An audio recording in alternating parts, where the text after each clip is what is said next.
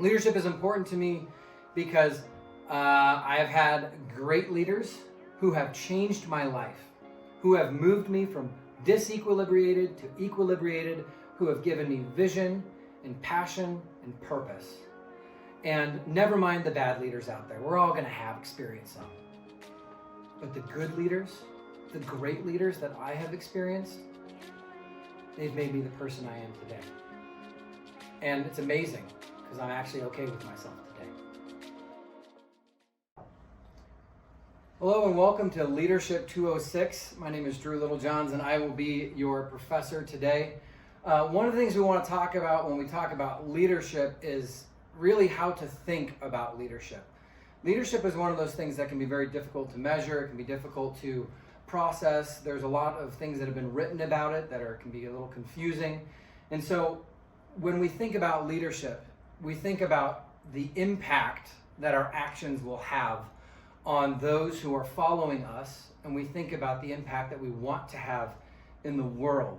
I love this quote by Carl Jung, which says, "No tree can grow to heaven unless its roots reach down to hell."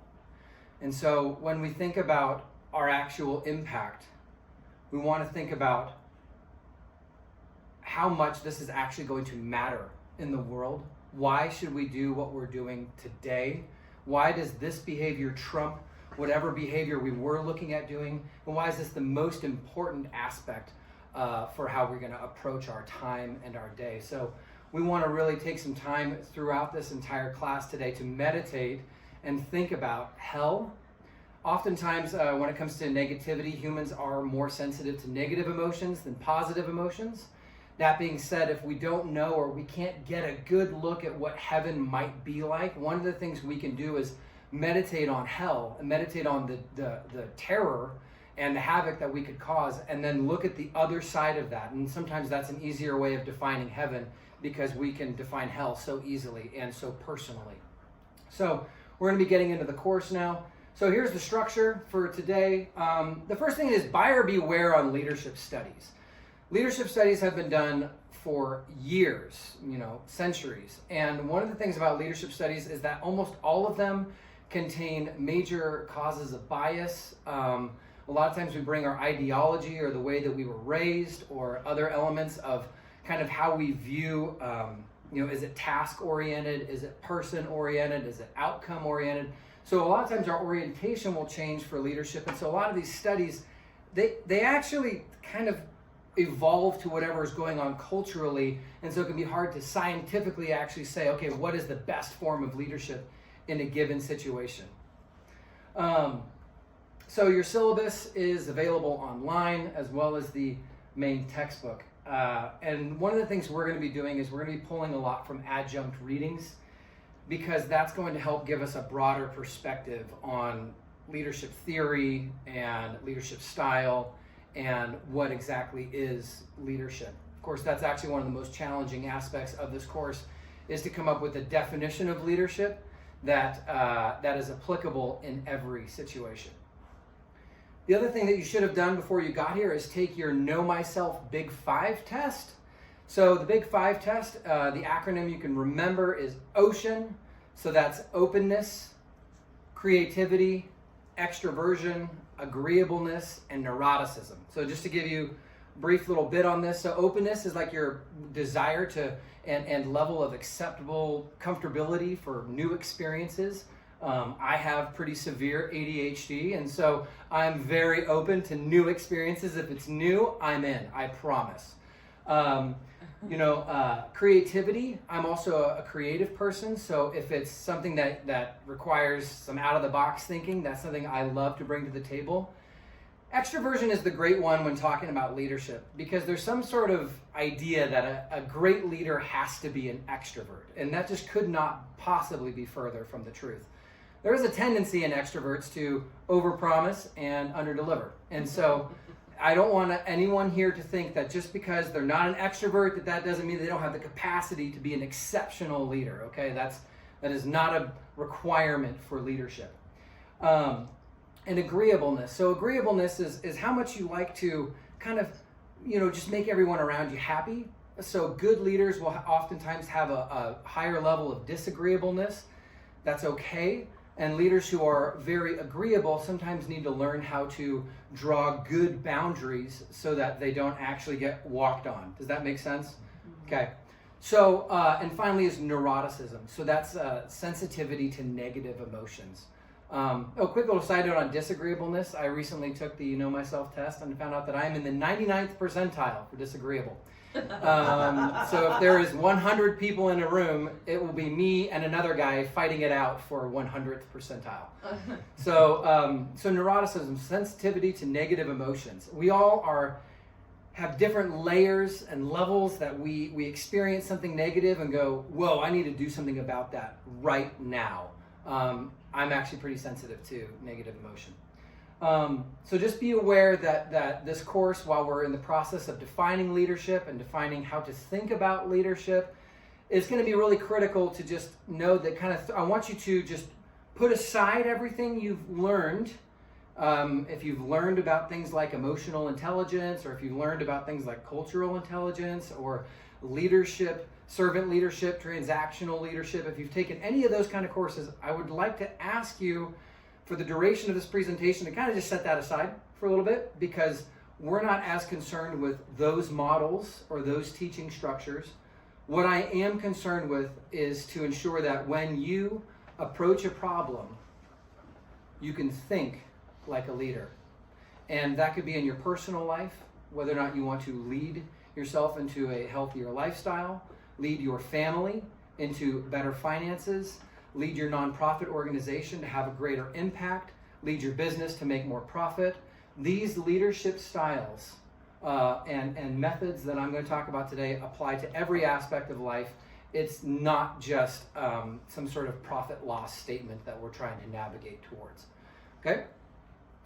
Okay, so where are we going? So for the duration of this course, we're going to be talking about 5 main areas. The first is the leadership problem, and of course I already discussed that briefly, which is to define leadership, try to figure out what it is, how do we engage with it, how do we actually talk to it. Next is the power of story and ritual for when talking about power and influence and motivational fallacies. Going back to the leadership studies, there have been a lot of studies done on incentives and what kind of incentives work best. And a lot of those are deeply flawed studies that we'll actually talk about in the future. Next, we're talking about archetypes of leadership. And one of the greatest challenges of leadership is when a person accepts a role that they've never been in before. So oftentimes you'll see somebody, they accept the role of CEO. Maybe they've never been one before. And they kind of comes with a lot of baggage. Like the CEO always knows what's best for the company. The CEO always knows exactly what's going on. Or the CFO is in complete control of the finances always. Or the chief marketing officer, they know best how to market to the pain points and the different personas, and they don't need any help from anyone.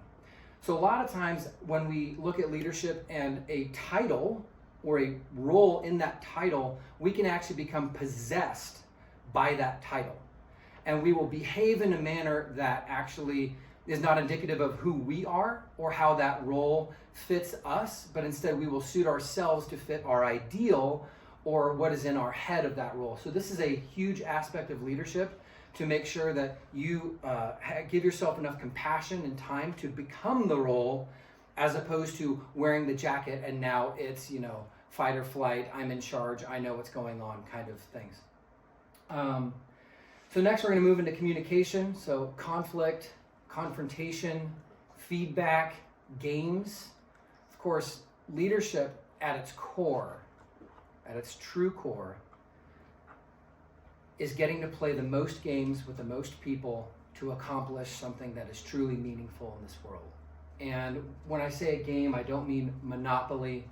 I mean like the game of trying to get everybody involved, who wants to play together, who likes working together, who want to collaborate together to move a common goal forward. And then finally, we're getting to the theories of leadership. These are my 2 theories that I like to juxtapose against each other. So Kierkegaard, he believed primarily that one should never speak to a crowd, but only to single individuals. And the reason he said this is because when you speak to a crowd, So if I'm speaking to men, I will say this, but if I speak to men and women, I will have to shave some truth off the male side to incorporate the female side. And the larger the crowd gets and the more diverse ideologically the crowd gets, the more truth has to be shaved off of the argument. And of course, Marx's theory of leadership would be more of a collective. What's good for one person is obviously good for everyone else. And this can lead to a totalitarianism or authoritarianism. And so where does leadership fit into that perspective in different situations? So like in a crisis situation, in a reactive situation, a response situation, or a pushing forward with new objectives kind of situation. So we're going to look at the theories of leadership from Marx and Kierkegaard. All right, so challenges of leadership. In the West, we deal with the problem of deep fixation on specific topics. People, profit, planet. And what happens when an organization gets overly focused on profit, right?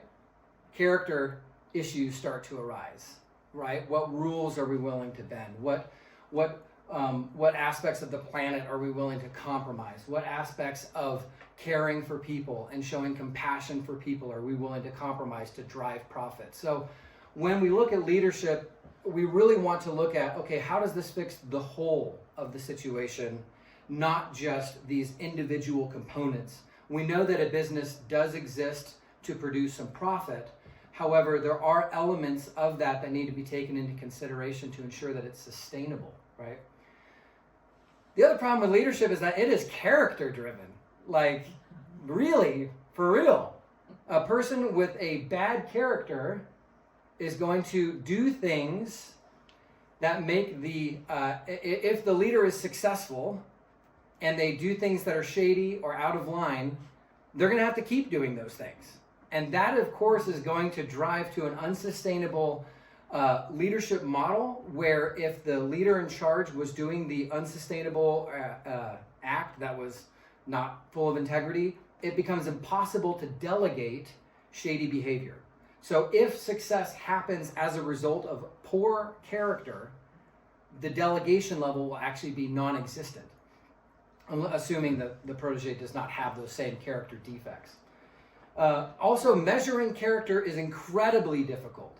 There is no known leadership quotient at this time, a test you can take that says, hey, you've got all the leadership characteristics you need. You are going to be fantastic. So measuring character and understanding that, and of course they say that character is what you do when no one is looking, right? So if what you do when no one's looking is character, then how can we test for character? It becomes quite a bit of a problem.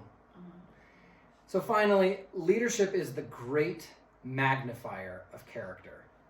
Take Harvey Weinstein, for example. He's just your average, everyday, run-of-the-mill womanizer. No big deal. Put him in a position of maximum power in Hollywood, you've got some serious problems. Look at Bernie Madoff. You know, maybe he's good with some numbers. Maybe he got an A in his AP statistics class in high school. Give him some power, give him some authority. That's a major issue. But you can also take a look at somebody like a Mother Teresa. You know, give them a little bit of responsibility, and wow, how the world can change.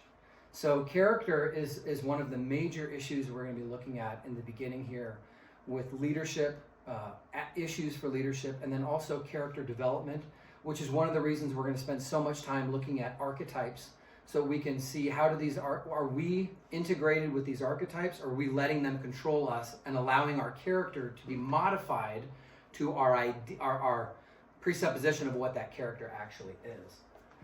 So a lot of challenges in training for this, measuring this, testing for this. It's quite a big issue. Here's a great question. Why do people even allow themselves to be led, right? Why do they even allow this to happen? So here we're going to get a little bit deeper. So what leaders do is they seek to create a vision of an equilibrated state, okay? So this is from Piaget's work on early childhood development and game theory for kids, for how they actually develop into a cognitive, healthy person and assimilate those characters in that play. So cognitive equilibrium is a state of balance between individuals' mental schemata or frameworks and their environment. Such balance occurs when their expectations based on prior knowledge fit with new knowledge. When your expectations do not fit your current reality, you are in what's known as a disequilibrated state. This photo on the right here is a painting that is from Alcoholics Anonymous. It's known as patient number 3. The man on the left is currently suffering from delirium tremens. He is hospitalized. His life is an absolute wreck. He's probably not invited at home or to Christmas parties anymore. And he's talking to 2 other guys, Bill Wilson and Dr. Bob, the co-founders of AA. He's looking for an equilibrated state because his is currently disequilibrated, and they are presenting him with a vision for his life and what an equilibrated state would look like for him. Okay, so got that? Disequilibrated state causes pains when it comes to your expectation for what your life could look like, and an equilibrated state is a state that is sustainable and happy. Leaders are always trying to get from a disequilibrated state to an equilibrated state. That is the goal. That is the goal of all leadership. Take somebody who's dissatisfied with their life, present them with a vision for what their life could be, help give them the actions and the tools to progress into an equilibrated, sustainable life that actually matches what they think about the world. All right. Well, we'll be talking about that a lot. So if we know why people are looking for a leader is to get them from disequilibrated to equilibrated, what do people want in that leader? What are they looking for? The first thing they're looking for is a vision, a story, a narrative, something that they can actually plug themselves into and they can see themselves as the hero of their story moving into a new reality, moving into a new dimension where they can be fully human. So a leader will create a story that will paint a reality of what that equilibrated state would look like, and that's the first thing that a leader must provide. Next, we're going to talk about faith, and I think a lot of times people want to talk about faith as a religious notion. However, I would like to move that back just a little bit and talk about it a little bit more philosophically rather than theologically. So there are 3 things that need to occur in a faith-oriented state. So for faith to occur, you have to have a belief, and then you have to have an action that's associated with that belief, and then you have to have an end reward or goal or state you want to get to. A very simple example of this is I'm overweight, my fitness level is not where I want it to be. That's the belief, and the belief is that if I did certain things, I could arrive at a healthy state. So the actions are pretty basic: good sleep, good nutrition, and a program of diet and exercise.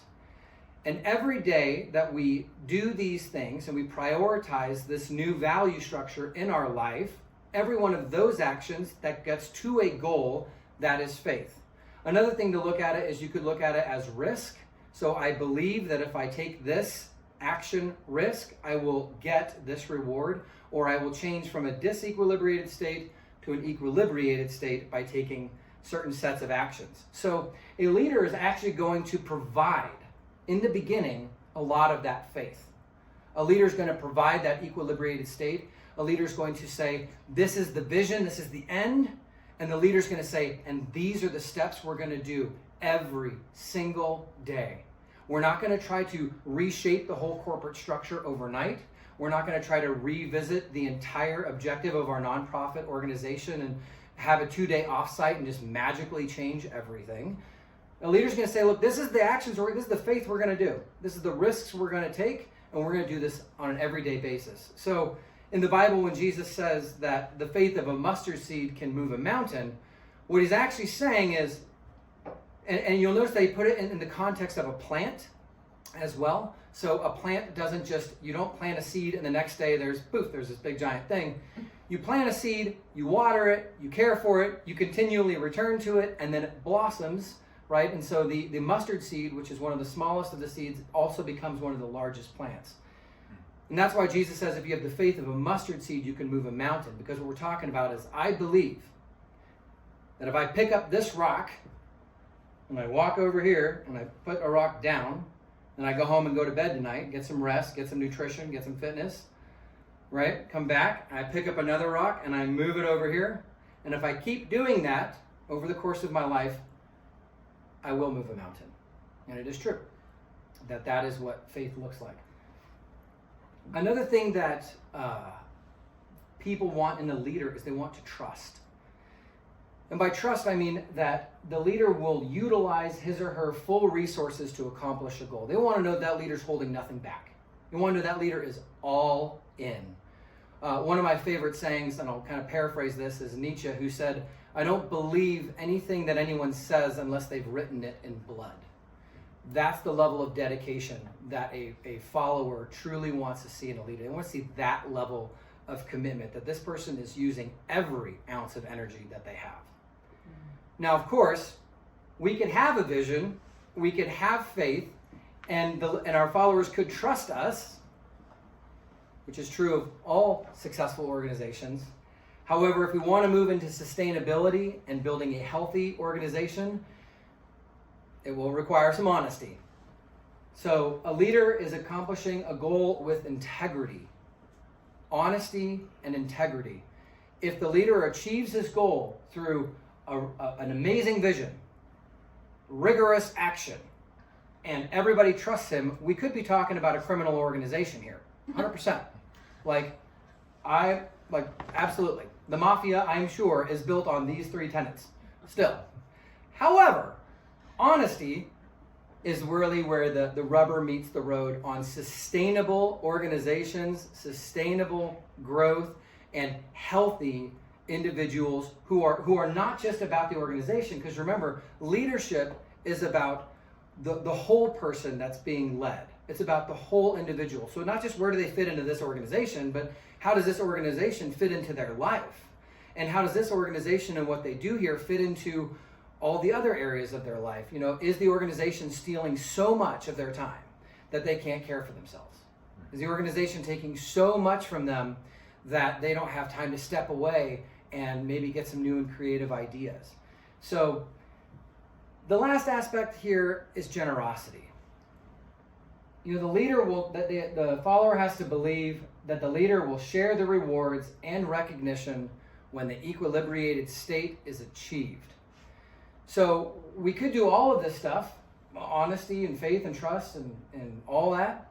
However, if we fail as leaders to distribute the rewards and distribute the praise, distribute the recognition in a fair and, in a fair manner that is appropriate to what their expectations are, right? They're going to have, if they don't get that, they're going to have a return to a disequilibrated state because they're not going to get the rewards that was promised them, right? So we want to make sure that all of these aspects are in place. And then, of course, once those are all there, the leader can, once they're all functioning, the leader can infuse new microvisions, micro-faith, little elements that continually progress the organization, progress the person forward. But establishing this baseline is the first aspect that any leader has to focus on before they're really going to see any sort of major rewards. So what is a leader? I particularly love this picture here of Jesus carrying his cross. I didn't share this earlier, but I'm enrolled in a doctorate of theology program, so I use a lot of religious symbols and paintings, and that's because I believe that the funny thing about Jesus is that he's kind of one of the few characters in history who decided to take on the most audacious role or the most disequilibrated state in all of humanity, right? So I'm going to save the world. I mean, can you think of a more wild and crazy thing than that? So, and the Bible also says that when he was carrying his cross, that it says in Hebrews that for the joy set before him, he endured the cross and scorned its shame. And I love that, because a true leader carries his cross with joy. A true leader, he doesn't even care about the difficulty, doesn't even care about how hard it's going to be. It is a joyful act to every day pick up that cross and say, yes, this is what I'm made for, and this is the promise I made to those who are following me. I'm going to pick this thing up gladly. So, someone who sees a disequilibrated state, someone who creates a plan for how to take responsibility for that state. A lot of times we arrive in this world having not been here from the beginning. Therefore, we're going to arrive in certain disequilibrated states that we would like to see different as we grow up. Maybe we see something in the education for our children that we're not particularly fond of, that came from, 40 years ago. Or maybe we're not fond of some economic state that we find ourselves in because our parents were very poor. So, while we did not do anything necessarily to create that state, that does not impede upon our ability to take responsibility to create a plan to alter that state and bring it into equilibrium. The next thing a leader do is the leader's going to communicate that vision, right, for what the world could be if we acted as if the equilibrium state were achieved. So we're going to move from just, hey, everybody, this is what the world could be, but we're going to start acting right now as though this is here, as though this is present. We're going to be taking those little steps every single day. And the leader is going to demonstrate that with action. They're not just going to say, hey, everybody, do this thing, and then all of a sudden magically it's going to happen. It should be known. Then that's why an introvert is a great example. They're somebody who doesn't necessarily have to share every single reason for why, what they do, but their results and their life and their character speaks for itself.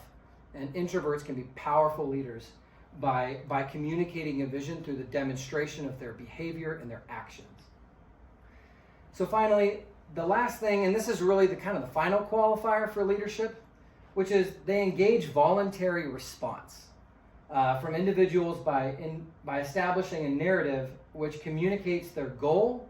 We have to bring them on and say, here's this vision, and by the way, here's where I see you in this vision. And then get affirmation or get confirmation from that person. I think you could be great in this role. Do you see yourself in this role? Do you see yourself wanting this? Does this benefit you today? Does it benefit your life? And does it benefit where you're going in this world? So really establishing their role and establishing kind of the goal of what they're going to be doing. And here's what you're going to be doing. You have this role.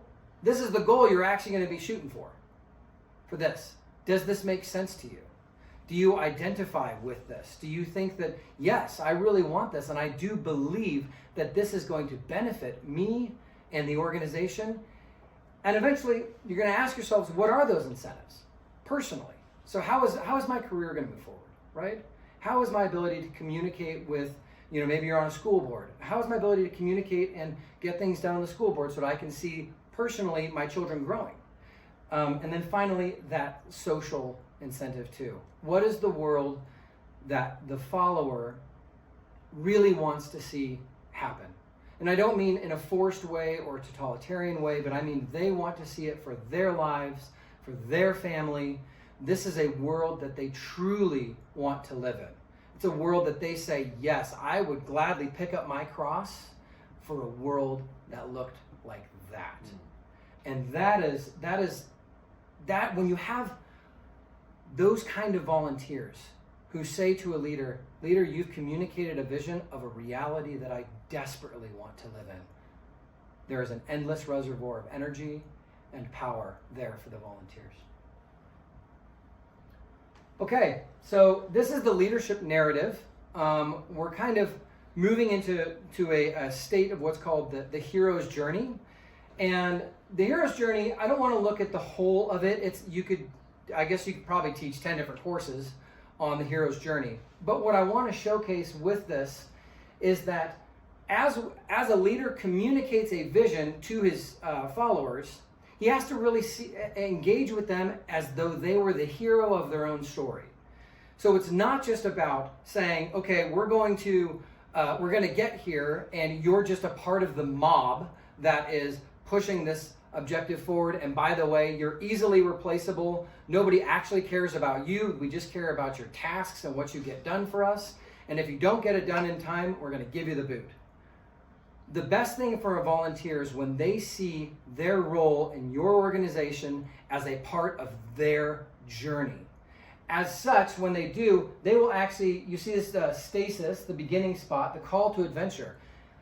That is a positive way of looking at leaving the disequilibrated state, and they're saying, yes, I am willing to get to equilibrium. I'm gonna move forward. I'm called to adventure here. And of course, the call to adventure always leads back to hell. Hell is often thought of like the abyss or the unknown, the terrors that await. It's the dragon sitting on top of the treasure, right? It's the troll guarding the bridge that we can't cross. There's a reason that these narratives have played out over and over and over again in our mythology and in our cultural stories, because that's the beginning of the great adventure. And the volunteer must see themselves as part of that narrative for them to really bring their whole person to the role. Bring all of their creativity, bring all of their initiative, bring all of their hunger, because they see that the world that we are making is great, that the world that they want to live in. And so because it's a world they want to live in, they say, yes, I'm ready to go to hell for this organization. I'm going to go battle that dragon. I'm going to defeat the troll. I'm doing this thing. Now, as they go through this process, they're going to get through all these ordeals and tests. And the real turning point for this is apotheosis. Apotheosis is a big theological word that generally states something like a new view of God, or a restructuring of your hierarchy of values is a good way of putting it. Meeting with God, understanding that now I had these values, but after journeying into hell, I realized these values need to be restructured, so they're switched over. When asked in a debate with Sam Harris, Jordan Peterson said that God is the highest value in a subset of values. That is the apotheosis state. From that state, victory will begin to be achieved by a volunteer within their own narrative, as the organization, of course, restructures its hierarchy of values. It will also begin to swing up, and you'll start seeing that momentum occurring as the values get placed into their proper order that creates a sustainable organization. And finally, what does a person want to do? They want to come back home. They want to come home with the head of the dragon and the treasure from its lair. That's what they want. They want to come home saying, killed the troll, everybody go on through. We're going to make this journey together. So the hero's journey is this kind of path to an equilibrated state. We have to remember that everyone is the hero of their story. Everyone is also hardwired to belong to their community, and the leader helps them see where there needs to make the descent into the abyss worth it. Why now? Why is this time the time for me? I've been waiting 20 years to descend into hell. I've been dealing with this. I've never found a good enough reason to go. And a lot of times, with a good enough vision, strong enough actions, and a plan, and a vision, a person will voluntarily take up their cross and say, now is that time. I'm ready to go from a disequilibrated state to an equilibrated state right now. So how do leaders take this hero's journey from the individual, and how do they actually begin to initiate change? So this is figure 14 over here from Maps of Meaning, or the Architecture of Belief. And we'll get into the quote from Nietzsche. It says, "He that has a why can bear almost any how." That's powerful. If you can see that vision, the how is not quite as important, because you desperately want it. And there is desperation to volunteerism that creates the best employees, creates the best followers, that creates the most positive and sustainable outcomes. Passionate people doing something that they're passionate about to achieve maximum results. So, how do leaders initiate change? 3 things here. They continually restate the unbearable or disequilibrated state. We need to have a reminder to this. We need to set up kind of like a monument. I have a plaque in my wall of all of the great failures that I have ever had as a business owner. And it reminds me every single day to not make those same mistakes. I look at them now and I kind of laugh at them. Some of them are 15 to 20 years removed, but I don't want to forget those. And so my business partner and I, we actually talk a lot. Oh man, do you remember that? I remember that. Let's not do that again. Okay. Next, we want to continually restate the ideal future of an equilibrated state. Oh man, can you imagine what it would be like to be in this state? Could you imagine what it will be like after we've done all this work to experience this? That hope of experience and the drive to experience progression to those goals. I mean, it makes you feel alive. It makes you feel like you're really doing it. You know, it's just amazing. So the next thing that a leader's going to do is develop sequences of behavior that move the narrative of the volunteer forward. I think a lot of times there's a disequilibrated state, but sometimes people have no idea how they got there. They have no idea. That guy sitting on the bed with alcohol poisoning, he probably doesn't even know when it started. Not a clue. The business owner who's going bankrupt, who was really successful 10 years ago, he has no idea. When did this start? So oftentimes, a leader will need to show up and say, yeah, okay, I see your disequilibrated state. I see it. I've been there. I've experienced it. So I'm going to give you some tools. I'm going to give you some practical plans of action. Because I've had enough distance from this thing to be able to speak to your disequilibrated state, right? Like I've had enough distance. I'm financially viable enough now that I remember when I was that guy going through bankruptcy. I actually remember that. So let me tell you what we're going to do here.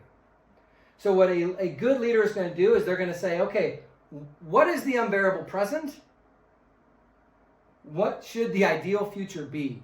And they're going to give you small things in a planned sequence of events that you can focus on. When the follower is able to do this, they're going to experience the release of dopamine as they experience progression to their goals, which is going to create a positive and reinforcing reward loop that if they keep doing these behaviors, they keep doing this planned sequence of behavior, they will continue to get these same results or better results. Wildly enough, this is not just for individuals, it's also for organizations. As organizations see what their unbearable present is and what their ideal future should be or could be, they can actually plan these events as well. That will actually help to drive the whole organization forward. And a powerful organization does this. So one of the great theological debates is, how did Christianity succeed?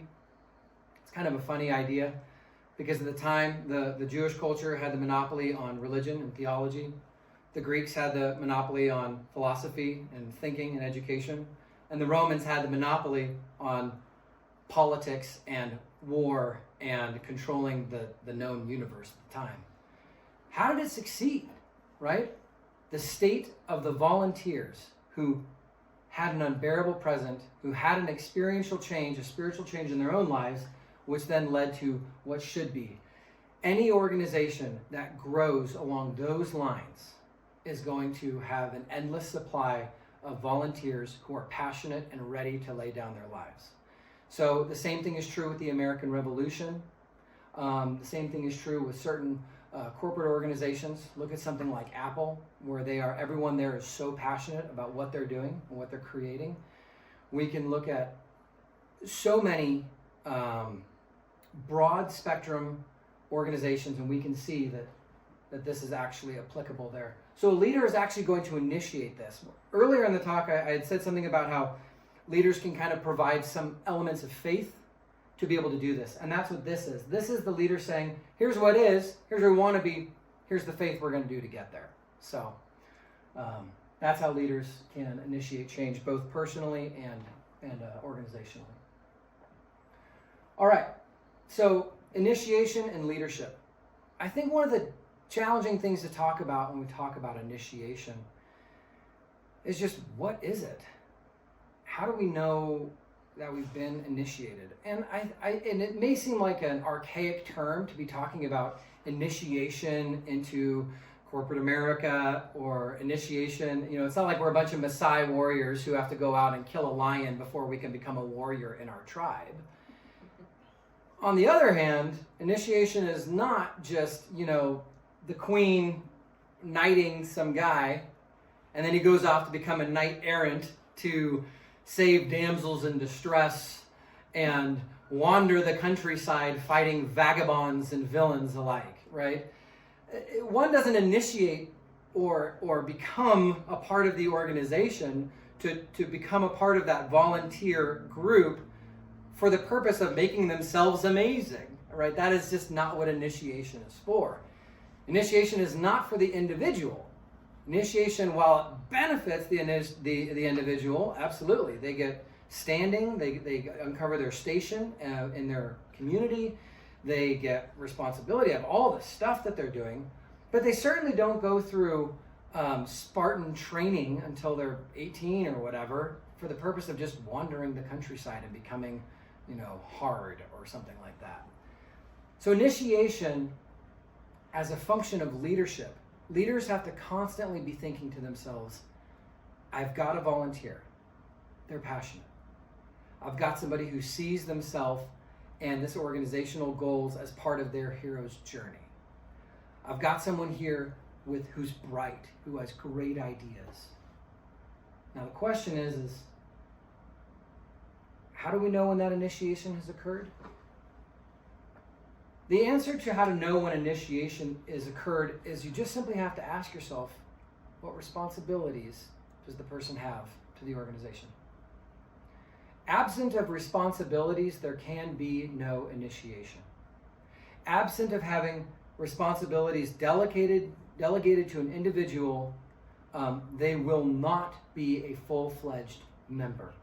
They will not be received by the tribe, and any results that they produce could be seen as suspect because it's unknown as to whether or not they did it for the benefit of the tribe or for the benefit of themselves only.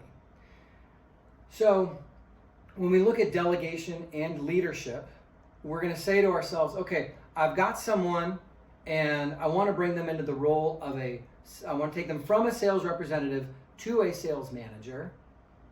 What is the process by which I will walk them through and then bestow upon them responsibility so that they can then participate at a higher level of leadership within the organization? And of course, how will they then teach that to someone else who can teach it to someone else?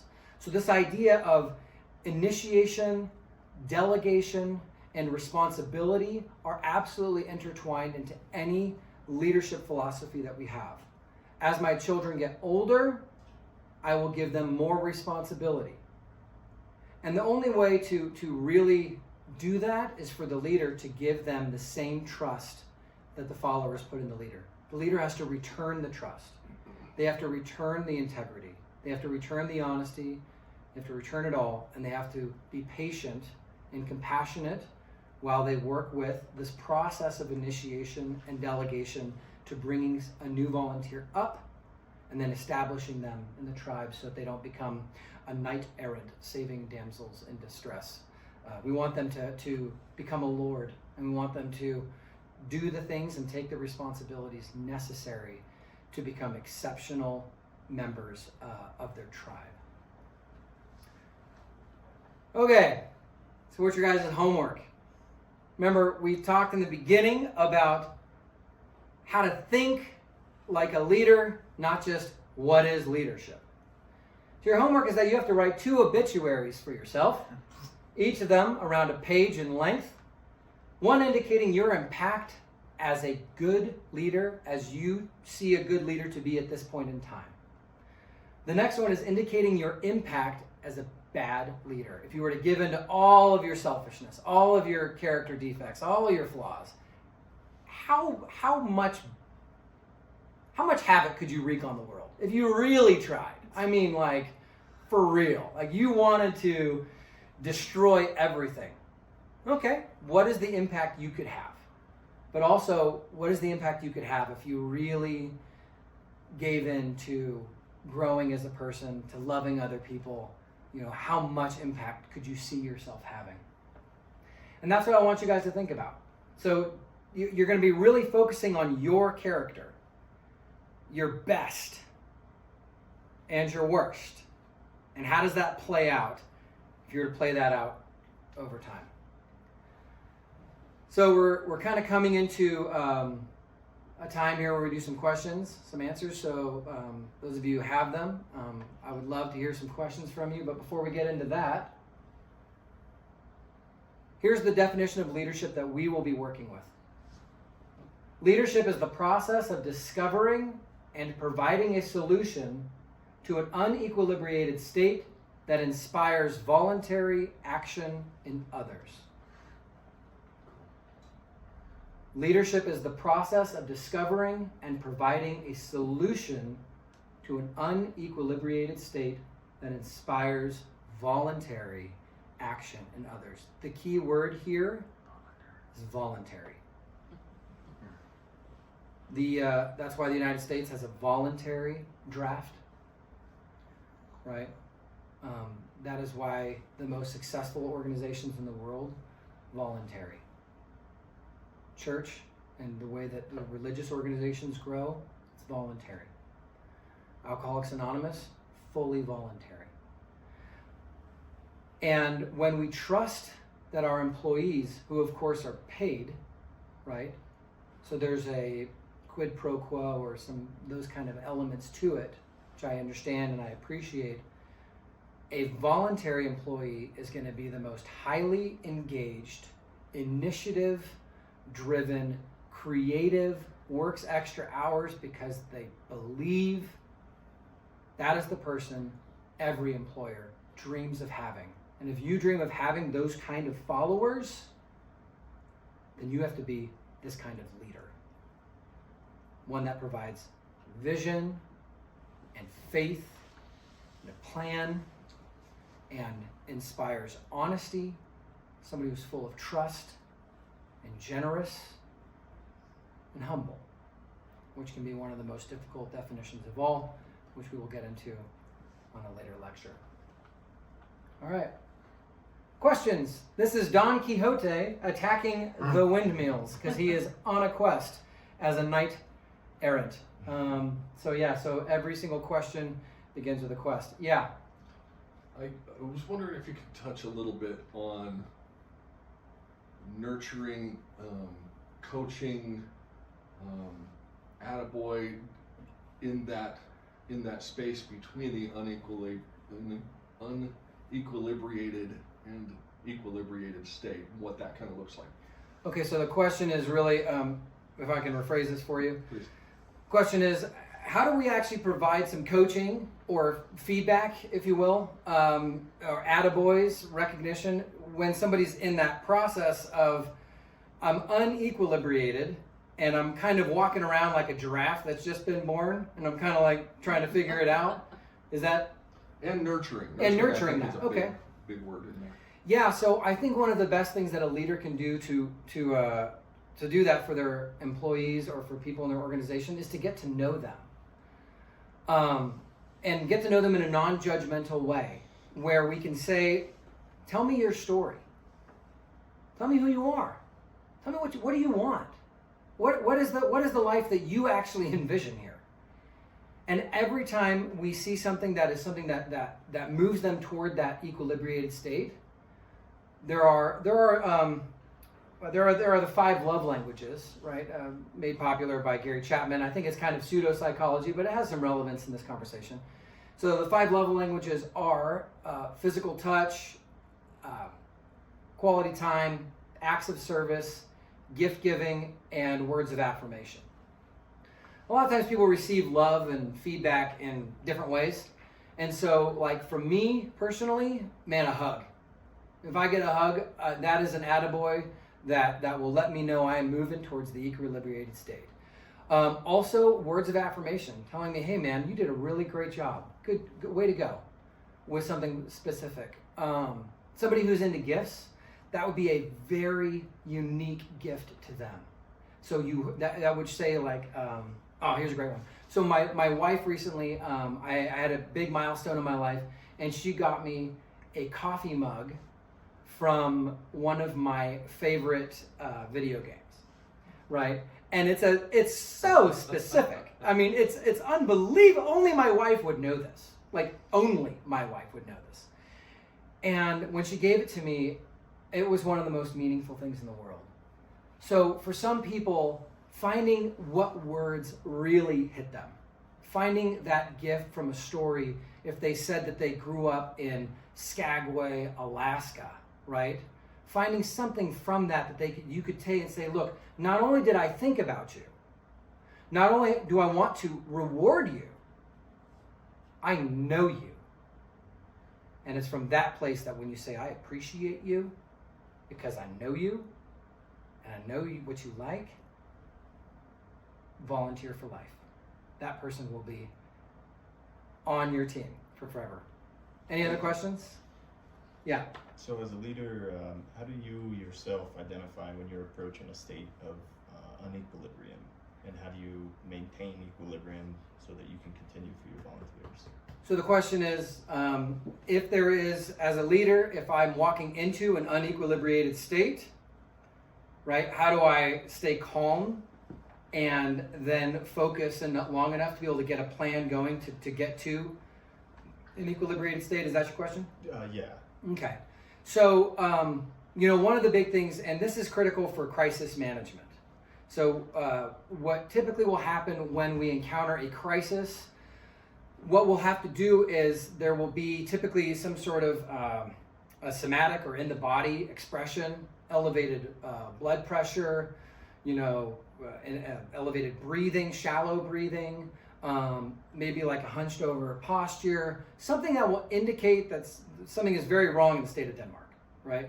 So the first thing to do is to find a way to get yourself calm. And this helps if you have a daily meditation practice that's in your state that you can do, that's a routine to you.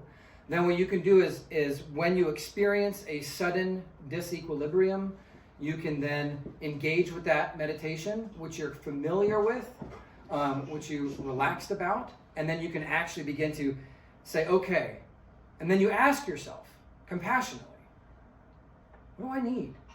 What's going on? Where do I want to be? And if you can't answer those questions, I'll guarantee you that this will work. You ask yourself, what will happen if I do nothing? Just answer that question. If you can't figure out what heaven or the equilibrated state looks like, what will happen if I do nothing? You'll go straight to hell, and you'll be able to wander around in hell and be like, wow, I am in the seventh circle of hell. Actually, if we go back to this slide right here, this is from Dore. This is Virgil is in the red, and Dante is in the right. This is from Paradise Lost, and they are in the ninth circle of hell. So if you can't figure out how to get to the equilibrated state, you can just travel down to the ninth circle of hell by doing nothing and just imagine it, what would happen over time if it keeps happening. Then you can sit down, and the best thing to do from that place is to just write it down. Write it down, just like with the obituaries, kind of write down both sides. What happens if I do maximum effort? What happens if I do zero effort? All right. Does that help? Yes. All right. Any more questions? Sure. So a little bit of backstory. My primary industry is healthcare. Healthcare, okay. And it requires, and private healthcare, to make it even more difficult in the conundrum that I have. So a massive part of what I need to do to be a leader is to actually be agreeable. Agreeableness with patients, agreeableness with colleagues. It's an incredibly good trait to have. because it really generates a lot of trust and warmth within the industry and within my business itself. The problem I have is when I have to become disagreeable, because I'm so used to acting in an agreeable way when it comes to disciplinary issues, when it comes to... Is your natural state to be disagreeable or Not agreeable? really. Not really. I'm much more of an agreeable person. I'm very laissez-faire in life. Okay. And I tend to allow my business to be somewhat laissez-faire. It opens up a lot of ingenuity, and Sure. it opens up a lot of personality to be injected, but it creates problems when it comes to disciplinary issues or when something is going wrong. So really my question is not so much how do I change my organization, because I need to be that in many ways, but what are the first steps I can take to become adequately disagreeable, to be disagreeable when I need to be, without reducing the warmth of my business that it needs to have. Sure. Continue that warmth. So your question is that your state is that you're an agreeable person. Your business kind of requires that in the healthcare industry. But sometimes you have to express or be disagreeable because sometimes things just happen to call for it, because there are certain results that only come right from very focused energy and kind of getting everybody on. Correct. And when business decisions need to be made, and sometimes they have to be cold. Yeah. And it's just how it has to be. And to add to the issue, the majority of my staff are female. And there is a level of agreeableness that kind of comes in with that, and I have to nurture warmth with that. Otherwise, there are emotional consequences to it. Sure. So generally speaking, when you want to implement, so this would be something in the change management idea, and there are about 10,000 different change management theories out there on what's the best way to incorporate change in an organization. The best way to utilize your agreeable approach and give it some inertia to turn it around, right, is to invite people in to experience what's called consideration. So a lot of times when people are having difficulty accepting a decision, and it could be that if you're uncomfortable with being disagreeable, that what you're going to do is just try to avoid it, or do it so suddenly that nobody has any chance to even have any input at all, right? Like, I'm either going to procrastinate or I'm just going to mash it. So one of the best things to do in a state where you're an agreeable person, but you have to make a decision that is going to be 50-50 as to whether people will like it, or maybe you know that nobody will like it. Mm-hmm. What you have to do, or what is kind of advised, and what I have experienced, is to set people down one-on-one, if it's possible. If it's totally impossible, have a meeting and invite everyone's input. So to say, because what people want to know when they're following a leader, they want to know that they were considered in the leader's actions. That's the main thing that they want. They want to know that they're valued, that they're heard, that you considered whatever the potentiality of terrible outcomes could be for them, how it's going to impact their life, right? If you change office hours or locations, how is this going to impact their picking up kids from school? They want to know you thought about them. They want to know you thought about and considered all of those aspects of their life and how you are going to disrupt all of that. And if they feel that you've considered them, they feel that you have heard them, and when you say, look, in light of all of this consideration, I want to let you know we're in a disequilibrated state right here because of this. This is the level of urgency that we really need to do. And I'm aware that this is painful. It's painful for me. But this is the equilibrated state we're trying to get to. So what I'm saying is can you come on board with this vision, even though it's painful? Can you pick up your cross with some joy, even though it's painful? And will you partner with me in doing something that none of us wanted to do? Maybe not. But we're going to do this together. In that moment, they will feel seen, heard, valued, appreciated, considered. And if they say yes to that, not only do you have somebody who has bought in if the situation requires more in the future, they would probably gladly give it. And so that's the difference between inviting that volunteer behavior. Now, it's terrifying. I will say that it's terrifying to invite volunteer behavior because you don't know if you're going to get it. Do they even like you? I don't know. You might be like the world's most tyrannical or boss in the world, or you might be so agreeable everyone knows you're just an absolute pushover. So who's to know, like, you know. But if they feel all these things from you, you know, they'll volunteer and they'll want to participate. Because at the end of the day, it's not just about the business. Okay, is there any more questions at all? Yeah, one more question. Okay, so this is like maybe a little bit on the more personal side, not so much about the lecture. Like, you seem pretty passionate about all of this, so why is leadership important to you? Why is leadership important to me? That is a great question. Leadership is important to me because I have had great leaders who have changed my life, who have moved me from disequilibrated to equilibrated, who have given me vision and passion and purpose. And never mind the bad leaders out there. We're all going to have experience some. But the good leaders, the great leaders that I have experienced, they've made me the person I am today. And it's amazing because I'm actually okay with myself today. I go to sleep and I'm a happy guy. I know that I'm moving forward. I know that the direction my life is going in is one that I want it to go in. I know the organizations I've partnered with, I've chosen to partner with them because I believe in the organizations. Leadership is a major passion for me because I want to write that good obituary. I want to write the one that says, I left nothing on the table. And that's the person I want to be. So, thank you guys so much for showing up to Leadership 206. Again, my name is Drew Littlejohns, and it has been an absolute pleasure teaching you and chatting with you today. Thank you so much.